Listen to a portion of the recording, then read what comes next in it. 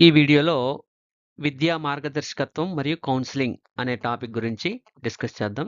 ఇందులో కూడా చాలా సందర్భాల్లో మార్కొచ్చే అవకాశం ఉంది. ఉదాహరణకి నిర్దేశిత కౌన్సిలింగ్ అంటే ఏంటి? అనిర్దేశిత కౌన్సిలింగ్ అంటే ఏంటి? దాన్ని ఎవరు ప్రతిపాదించారు? ఇలాంటి బిట్లు వచ్చే అవకాశం చాలా ఉంటుంది. కంపల్సరీగా ఒక బిట్ వచ్చే అవకాశం ఉంటుంది. కాబట్టి ఇది కూడా ఇంపార్టెంట్. చివరి వరకు చూడండి. మధ్య మధ్యలో ఇంపార్టెంట్ బిట్లు వస్తాయి. మార్గదర్శకత్వం అంటే ఏమిటి? చూద్దాం. విద్యార్థి తన సామర్థ్యాలు, ఆసక్తులు, అవసరాలు, విలువలు తెలుసుకొని సరైన నిర్ణయాలు తీసుకునేలా చేసే నిరంతర ప్రక్రియే మార్గదర్శకత్వం. ఇది నిరంతరం మనం ఇవ్వచ్చు. గైడెన్స్ అనేది ఎల్లవేళలా ఎప్పుడూ ఇవ్వచ్చు. ఇందులో తప్పేమి ఉండదు. దీనికి క్రో అండ్ రూత్ స్ట్రాంగ్ అనేవాళ్ళు 2 నిర్వచనాలు ఇచ్చారు. Guidance is assistance made available by competent counsellors to help an individual manage his own life. అలాగే Ruth Strang guidance is the process of helping every individual to discover and develop his potentialities. అంటే ఇక్కడ guidance అనేది మనం సమస్యలో ఉన్నట్టు కాదు. Guidance ఇస్తున్నామంటే వాళ్ళు సమస్యలో ఉన్నారని కాదు. మనం ఎవరినైనా గైడ్ చేయొచ్చు. ఈ రకంగా మీరు చదువుకుంటే ఈ రకంగా మీరు ముందు నెక్స్ట్ స్టెప్‌లోకి వెళ్తారు. నెక్స్ట్ ఈ చదువు తర్వాత ఇది చేస్తే మంచిది. ఇలా గైడ్ చేయొచ్చు. సో, గైడెన్స్ వేరు, కౌన్సెలింగ్ వేరు. ఇప్పుడు నెక్స్ట్ చూద్దాం. నిర్వచనాలు అంత డెప్త్‌గా ఇవ్వడం లేదు. ఎందుకంటే ఓన్‌గా మీరు చదువుకోవచ్చివి. విద్యా మార్గదర్శకత్వం అంటే ఏంటో చూద్దాం. మార్గదర్శకం అందులో విద్యా మార్గదర్శకత్వం. ఇప్పుడు ఇది మనకు సంబంధించింది. విద్యార్థి తన విద్యాభ్యాసము, సబ్జెక్టుల ఎంపిక, అభ్యాస పద్ధతులు, పరీక్షలకు తయారవ్వడము, ఉన్నత విద్య వంటి విషయాల్లో సరైన నిర్ణయం తీసుకునేలా సహాయం చేయడమే విద్యా మార్గదర్శకత్వం అంటాం. ఇక్కడ బ్రేవర్ అనే ఆయన ఒక నిర్వచనం ఇచ్చాడు. ఇందులో ఒకే ఒక నిర్వచనం ఉంది. విద్యా మార్గదర్శకత్వం అంటే వ్యక్తి జ్ఞానాభివృద్ధికి దోహదం చేసే చేతనాత్మక ప్రయత్నం అని సింపుల్ నిర్వచనం ఇచ్చాడు. ఇది బోధన లేదా అభ్యసనానికి సంబంధించింది అని అంటాడు బ్రేవర్. బోధన లేదా అభ్యసనానికి బ్రేవర్. విద్యా మార్గదర్శకం అనేది వ్యక్తి జ్ఞానాభివృద్ధి కోసం చేసే చేతనాత్మక ప్రయత్నం. ఇది బోధన మరియు అభ్యసనానికి సంబంధించింది.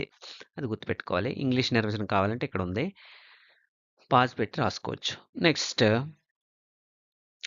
విద్యా మార్గదర్శకత్వంలో నమూనాలు. ఇక్కడ ఆల్పోర్ట్ మార్గదర్శకత్వంలో 3 నమూనాలను పేర్కొన్నాడు. అది మనిషి ప్రతిస్పందించే జీవి, రిలేటివ్ ఆర్గానిజం. ఈ నమూనా ప్రకారము మనిషి ప్రవర్తన ఎస్ఆర్ బంధము. ఎస్ఆర్ బంధం అని మన ఎక్కడొచ్చింది? పావ్లోవు, స్కిన్నర్ నిబంధనల్లో వచ్చింది. సో, ఎస్ఆర్ బంధం ద్వారా విశదపరచవచ్చు. ఇక్కడ ఇతను చెప్పినటువంటి మొదటి వాదానికి సంబంధించిన వాళ్ళు ఎవరెవరంటే ప్రకృతివాదులు, ప్రవర్తనవాదులు దీని కిందకొస్తారు. Naturalism and behaviourism. న్యాచురలిజం అంటే ప్రకృతి సహజంగా మనం ప్రతిస్పందిస్తూ ఉంటాం. మనిషి ప్రతిస్పందించే జీవి సహజాత్మకంగానే పుట్టుకతోటే ఏడుపుతో మొదలు పెడతాం. సో, ఇది న్యాచురలిజం. ప్రవర్తనవాదులంటే కొన్ని ప్రవర్తనలను రప్పించడం ద్వారా, నిబంధనం చేయడం ద్వారా వస్తాయి. ఆ ప్రవర్తనను మార్పు చెందిస్తాము అనేది ప్రవర్తనవాదులు చెప్తారు. ఎస్ఆర్ బంధం. ఈ 2 వాదాలు కూడా ఆల్పోర్ట్ చెప్పిన మొదటి నమూనాకు సంబంధించింది. రియాక్టివ్ ఆర్గానిజం అనేది ఈ నమూనా ప్రకారం. ఇక రెండో నమూనా అంటే మనిషిలో చాలా లోతైన ప్రతిస్పందన ఉంటుంది అనేది రెండో నమూనా. ఇందులో మనోవిశ్లేషణవాదం ఉంటుంది. లోతైన స్పందన అంటే మనోవిశ్లేషణవాదం. ఎవరిది? ఫ్రాయిడ్. ఫ్రాయిడ్ అచేతన స్థితిలో 90% మనిషి తాలూకు ఆలోచనలు ఉంటాయి కాబట్టి ఆ 90% అనేది చాలా లోతైంది అనేది రెండో నమూనా చెప్తుంది. ఇక మూడో నమూనా చెప్తే మనిషి ఇంకా తయారవుతూనే ఉంటాడు. Being in the process of becoming. అలా మారుతూ ఉంటాడు. ఎప్పుడు కొత్తగాతనాన్ని నేర్చుకుంటూ ఉంటాడు. ఇది curl Rogers and Abraham Maslow మొదలైన వారికి చెందింది. ఈ అభిప్రాయం ప్రకారం సాంస్కృతిక, సాంఘిక, మతపరమైనటువంటి రిలీజియన్ విషయాలకు ప్రాముఖ్యత ఇవ్వాలి. వ్యక్తి సమర్థతకు ప్రాముఖ్యతనివ్వాల్సి ఉంటుంది. ఇది 3 నమూనాల్లో మార్గదర్శకత్వం అనేది ఉంటదని ఆల్పోర్ట్ చెప్పాడు.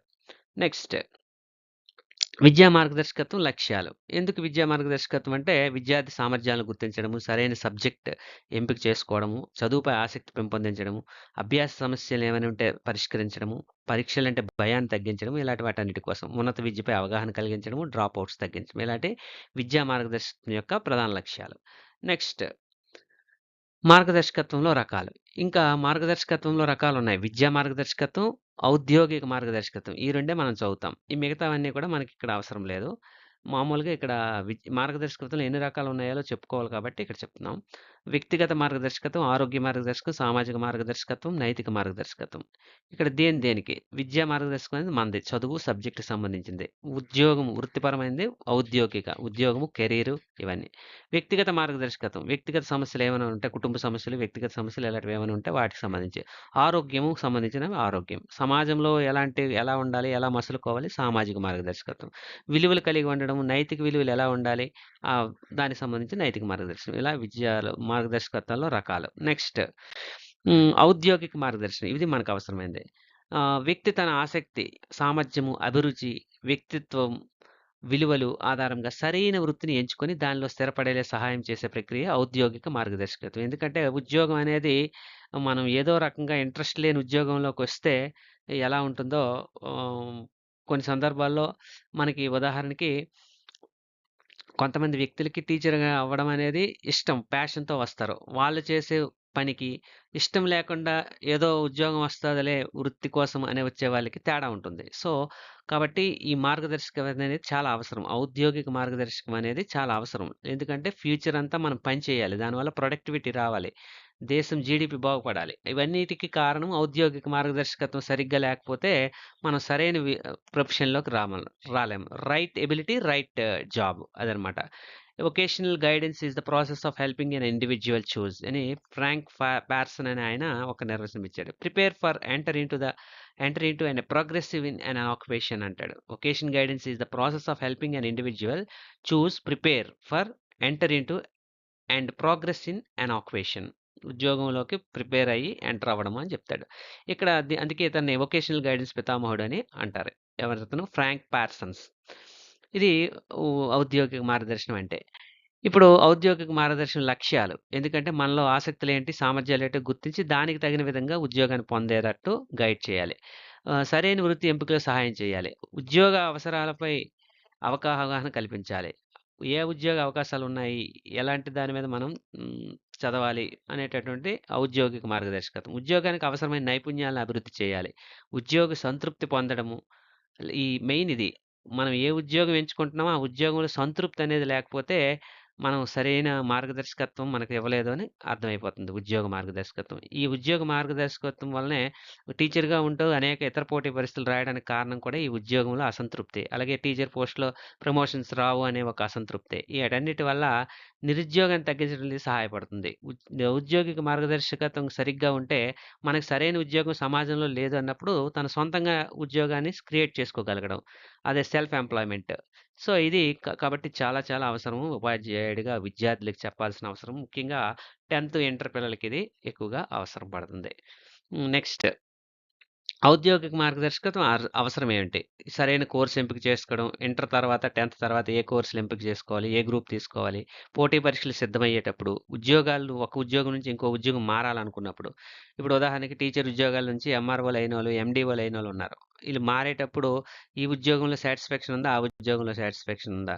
ఇలాంటి గైడెన్స్ అనేది చాలా అవసరం. అలాగే నైపుణ్యాభివృద్ధి. మన నైపుణ్యాలు ఎందులో ఉన్నాయి? దేంట్లో మన నైపుణ్యం ఎక్కువగా ఉందో ఆ ఉద్యోగం ఎంచుకోవడం మంచిది. స్వయం ఉపాధి అవకాశాలు తెలుసుకోవడానికి ఇవన్నిటికి కూడా ఔద్యోగిక మార్గదర్శకం అనేది అవసరం పడుతది. ఔద్యోగిక మార్గదర్శకం ముఖ్య ఉద్దేశ్యం ఏంటంటే right person for the right job అనేది దీని ముఖ్య ఉద్దేశ్యం. ఇంకిందులో చెప్పడానికి ఏమీ లేదు. ఉద్యోగ సామర్థ్యం పెంచుతుంది, సంతృప్తి వస్తుంది. సమాజ అవసరాలకు అనుగుణంగా మానవ వనరులను వినియోగించడమే దీని యొక్క ప్రధాన ఉద్దేశ్యం.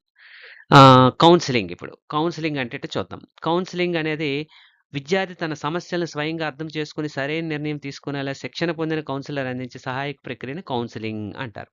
ఇక్కడ గైడెన్స్ ఎవరైనా చేయొచ్చు. గైడెన్స్ టీచర్ చేయొచ్చు. కానీ కౌన్సెలింగ్ మాత్రం శిక్షణ పొందిన వాళ్ళు మాత్రమే చేయగలగాలి. ఎవరు పడితే వాళ్ళు కౌన్సెలింగ్ చేసినా ఎందుకంటే కౌన్సెలింగ్ అనేది సమస్యాత్మకమైన వ్యక్తులకు చేసేది కౌన్సెలింగ్. సాధారణ వ్యక్తులకు చేసేది గైడెన్స్. ఆ తేడా అనేది ఖచ్చితంగా తెలుసుకోవాలి. Counselling is a face to face relationship in which the councillor helps the client solve his problems అంటాడు కార్ల్ రాజర్స్.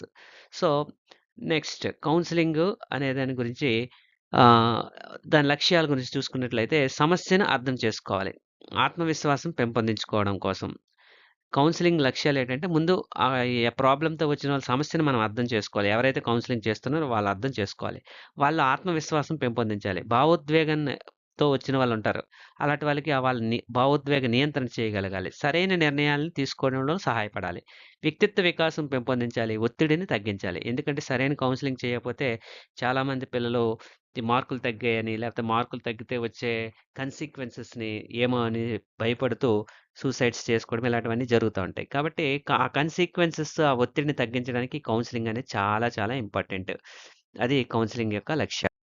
కౌన్సెలింగ్ లక్షణాలు. ఇక కౌన్సెలింగ్ లక్షణాలు చూసుకున్నట్లయితే ముఖాముఖి ప్రక్రియ. ఎదురెదురుగా మాట్లాడేటటువంటిది కౌన్సెలింగ్ ఉంటుంది. అలాగే కౌన్సెలింగ్‌లో రకాలు ఇంక చెప్పాలంటే ప్రత్యక్షం, డిజిటల్ ఇప్పుడు ఈ మధ్య వీడియో కాల్‌లో కౌన్సెలింగ్ కూడా చేస్తున్నారు. సో, డిజిటల్ కౌన్సెలింగ్ ఇలా రకరకాలున్నాయి. పరోక్ష కౌన్సెలింగ్. కానీ ఇక్కడ మనకి కౌన్సెలింగ్ లక్షణాలకొచ్చేసరికి ఎదురెదురుగా ముఖాముఖి ప్రక్రియ జ జరుగుతుంది. గోప్యత. గోప్యత అనేది చాలా అవసరం. ఇక్కడ కౌన్సెలింగ్ చేసేవాడు కౌన్సెలింగ్ చేయడానికొచ్చే కౌన్సిలీ యొక్క గోప్యతను పాటించాలి. వాళ్ళ ప్రాబ్లమ్స్‌ని ఇతరులకు రివీల్ చేయకూడదు. బహిర్గత పరచకూడదు. అలాంటప్పుడే మనల్ని నమ్ముతారు. అలాగే పరస్పర విశ్వాసం ఉండాలి. ఒకళ్ళ మీద ఒకళ్ళకి. కౌన్సెలింగ్ చేసిన వాడికి, చేయించుకునేవాడికి ఇద్దరికి కూడా ఒకళ్ళ మీద ఒకళ్ళకి విశ్వాసం ఉంటేనే ఆ కౌన్సెలింగ్ సక్సెస్ అవుతది. అదే కోఆపరేటివ్ మెథడ్‌లో ఉండాలి. వ్యక్తి కేంద్రీకృత విధానము. అలాగే నిర్ణయం విద్యార్థిదే అనేటట్టు ప్రజాస్వామ్యబద్ధంగా ఉండాలి. ఇలా కౌన్సెలింగ్ లక్షణాలు అనేవి ఉంటాయి. ఇప్పుడు ఇది చాలా ఇంపార్టెంట్. కౌన్సెలింగ్ రకాలు. కౌన్సెలింగ్ రకాలు చూసుకున్నట్లయితే డైరెక్టివ్ కౌన్సెలింగ్, నిర్దేశక కౌన్సెలింగ్ అంటాం దీన్నే. ఇక్కడ నిర్దేశము అంటే గై డైరెక్ట్ చేయడం. ఇది ప్రజాస్వామ్యబద్ధంగా ఉండదు. దీన్ని ప్రతిపాదించిన వాడు ఈజీ విలియమ్సన్. ఇక్కడ కౌన్సిలరే ప్రధాన పాత్ర పోషిస్తాడు. కౌన్సిలర్ ఏది చెప్తాడో అది డైరెక్ట్ చేస్తాడు. నువ్వు ఇలా చెయ్యి, ఇలా చెయ్యి అనేసి ఇక్కడ కౌన్సెలింగ్ చేయించుకోవడానికి వచ్చినటువంటి వాడిని యొక్క అభిప్రాయానికి విలువ అనేది ఉండదిక్కడ. నిర్ణయం అనేది త్వరగా జరిగిపోతుంది. ఎవరైతే కౌన్సిలర్ ఉంటారో తానే డైరెక్ట్‌గా ఇది చెయ్యి అని చెప్పేస్తాడు. ఇది డైరెక్టివ్ కౌన్సెలింగ్. ఇది ప్రజాస్వామ్యయుతం కాదు. ఇది నాన్ డైరెక్టివ్ కౌన్సెలింగ్. దీన్ని అనిర్దేశక కౌన్సెలింగ్ అంటారు. దీన్ని ప్రతిపాదించింది కార్ల్ రాజర్స్. ఇక్కడ ప్రధాన పాత్ర విద్యార్థి పోషిస్తాడు. ఎవరైతే కౌన్సెలింగ్ చేయించుకోవడానికి వస్తారో కౌన్సిలీ సెంటర్డ్ అంటారు దీన్ని. ఇది ఇక్కడ కౌన్సిలర్ సెంటర్డ్. ఇది కౌన్సిలీ సెంటర్డ్. కౌన్సిలీ సెంటర్డ్ అంటే ఎవరైతే కౌన్సెలింగ్ చేయించుకోవడానికి వస్తారో వాళ్ళకే ప్రజాస్వామ్యబద్ధంగా అతని అభిప్రాయాన్ని గౌరవిస్తూ అతన్ని ఏం చేయాలనుకుంటున్నాడో అతని ఆలోచనలకు అనుగుణంగా గా గైడ్ చేస్తూ సలహా ఇస్తాడనమాట. దీన్ని కార్ల్ రోజర్స్ ప్రతిపాదించాడు. దీన్ని నాన్ డైరెక్టివ్ కౌన్సెలింగ్ అని అంటారు. ఇక్కడ సమస్యకు పరిష్కారం అనేది విద్యార్థి కనుక్కుంటాడు. కౌన్సెలింగ్ అనేది ఎందుకోసం వస్తారో ముందే చెప్పాం. ప్రాబ్లమ్‌తో ఉన్నవాళ్ళు మాత్రమే కౌన్సెలింగ్‌కొస్తారు. కాబట్టి ఇక్కడ కౌన్సిలరే తన సమస్యని పరిష్కారం కనుక్కుంటాడు. ఇక ఎలక్ట్రిక్ కౌన్సెలింగ్ లేదా మిశ్రమ కౌన్సెలింగ్ అని, దార్శనిక కౌన్సెలింగ్ అని, శ్రేష్ఠ గ్రహణ కౌన్సెలింగ్ అని రకరకాల పేర్లతో పిలుస్తారు. దీన్ని ప్రతిపాదించిన వాడు ఎఫ్‌సి థార్న్. ఇందులో ఏంటంటే 2 రకాలు ఉంటుంది.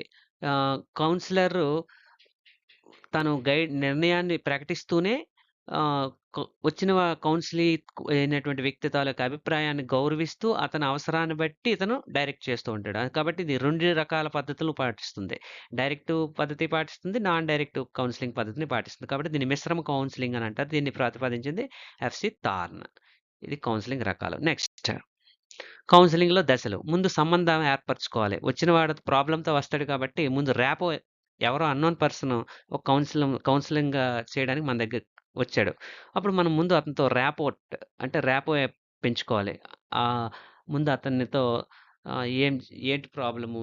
ఎందుకొచ్చావు? ఇలా మంచిగా ర్యాపో అనేది పెంచుకోవాలి. తర్వాత సమస్యను తెలుసుకోవాలి. ఆ తర్వాత ఆ సమస్య రావడానికి గల కారణాలను సేకరించాలి. అతని నోటి ద్వారా చెప్పిస్తుంటాం ఇవన్నీ కూడా. ప్రత్యామ్నాయాలు పరిశీలించాలి. ఇంకా ఆ సమస్యను తొలగించుకోవడానికి ఎలాంటి ప్రత్యామ్నాయాలున్నాయో పరిశీలన చేయాలి. ఫైనల్‌గా నిర్ణయం అనేది డైరెక్టివ్ అయితే ఒక రకం, నాన్ డైరెక్టివ్ అయితే ఒక రకం. ఆ తర్వాత ఫైనల్‌గా అమలు చేయాలి. ఆ తర్వాత ఫాలో అప్ చేయాలి. అక్కడ కౌన్సెలింగ్ ఒక నిర్ణయం ఇచ్చేసి, సలహా ఇచ్చేసి పంపించేయడం కాదు. దాన్ని ఫాలో అప్ చేయాలి. ఇవి కౌన్సెలింగ్‌లో దశలు. నెక్స్ట్ గైడెన్స్‌కి, కౌన్సెలింగ్‌కి ఇది ఇంపార్టెంట్. కంపారిజన్. ఇది సాధారణంగా సహాయం చేస్తాం. గైడెన్స్ అనేది వాళ్ళు అడిగితే చేయొచ్చు, అడగకపోయినా మనం చేయొచ్చు. ఇది గైడెన్స్ సాధారణ సహాయం. కౌన్సెలింగ్ మాత్రం సమస్య పరిష్కారం కోసమే సహాయం చేస్తాం. ఇది అందరికి ఎవరికైనా చేయొచ్చు. ఇది అవసరమైన వారికి మాత్రమే చేయాలి. ఎవరికి పడితే వారికి కౌన్సెలింగ్ చేయకూడదు. ఇది సమాచారాన్ని ఇస్తుంది. మనం ఈ గైడ్ చేసేటప్పుడు ఈ సమాచారం ఇస్తాం మనం. ఇలా చేస్తే బావుంటది, ఇలా చేస్తే బావుంటది. ఇక్కడ నిర్ణయం తీసుకునేలా చేస్తుంది. ఈ సమస్య పరిష్కారానికి నిర్ణయం అవసరం. కాబట్టి ఇక్కడ నిర్ణయం తీసుకునేలా చేస్తుంది. అది కౌన్సిలర్ అయినా తీసుకోవచ్చు, కౌన్సిలీ అయినా తీసుకోవచ్చు. ఇక్కడ కౌన్సిలర్ అంటే కౌన్సిలర్ చేసేవాడు. కౌన్సిలీ అంటే కౌన్సిలింగ్ చేయించుకునేబడేవాడు. అది గుర్తుపెట్టుకోవాలి. టీచర్ కూడా ఇవ్వరిక్కడ. టీచర్ ఇవ్వగలరిక్కడ. గైడెన్స్ అనేది టీచర్లు కూడా ఇవ్వచ్చు. కానీ ఇక్కడ కౌన్సిలర్ మాత్రమే ఇవ్వాలి. ఎవరు శిక్షణ పొందుతారో వాళ్ళు మాత్రమే చేయాలి. ఇది నివారణ అంటే ఈ ప్రాబ్లమ్ ఏదైనా ముందుగానే ప్రివెన్షన్ అనమాట ఇది. ప్రివెన్షన్ కోసం ముందుగానే గైడ్ చేస్తాం. ఇది సమస్యొచ్చేసింది. ఇక్కడ సమస్య రాకుండా గైడ్ చేస్తాం. ఈ సమస్యొచ్చిన తర్వాత చికిత్సా పద్ధతి అనేది చికిత్సాత్మక విధానం అంటే ఆ తర్వాత ఆ సమస్యని సాల్వ్ చేయడం కోసం కౌన్సెలింగ్ అనేది జరుగుతుంది. ఇది చాలా ఇంపార్టెంట్. Next quick revision. ఇది గైడెన్స్ సమాచారము, సమస్య పరిష్కారం. Preventive, remedial plus development. ఇది అందరికీ, ఇది అవసరమైన వారికి. ఈ టీచర్ కూడా ఇవ్వచ్చు. శిక్షణ పొందిన వారే ఇవ్వాలి. ఇది విస్తృత భావన, ఇది మార్గదర్శకత్వంలో ఒక భాగం. ఇది గుర్తుపెట్టుకోవాలి. Counselling is a part of guidance.